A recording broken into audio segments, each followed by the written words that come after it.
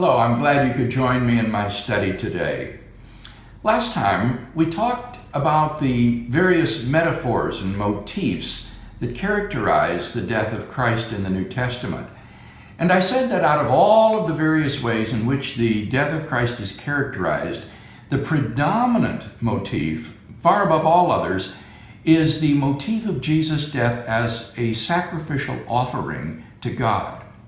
The New Testament writers and Jesus himself saw Jesus' death in light of the Old Testament sacrifices, including the Passover sacrifice and the daily sacrifices prescribed in the tabernacle and then later in the temple in the book of Leviticus, as well as the Day of Atonement sacrifice.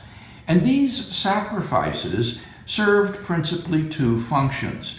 First, they served to appease or placate God's wrath. It was dangerous having a holy God living in your midst. His wrath could break out at sin at any moment and destroy the people. And so one of the functions of the sacrifices was to placate or appease God's wrath, to protect the people from his holiness. We see this, for example, in the Passover sacrifice, where the blood of the sacrifice on the doorsteps of the Israelite people protected them from the wrath of God and the judgment of God that swept over Egypt.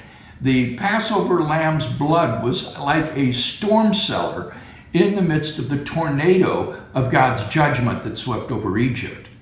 And then in the Levitical sacrifices as well, one of the functions of these sacrifices was to appease God's wrath so that the people, though unclean and sinful, could live with a holy God in their very midst.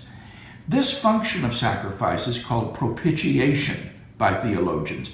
God's wrath is propitiated or appeased by the sacrifices.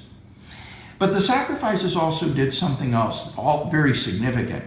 They served to cleanse the people of sin and uncleanness before God so that he could live in their midst.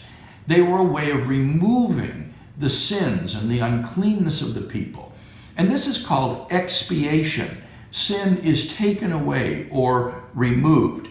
So these sacrifices serve two functions. They propitiated God's wrath and they expiated sin. And Jesus' death similarly is described in this way by the New Testament authors. They saw Jesus' death as both propitiatory of God's wrath and judgment and also as expiatory of our sin before God.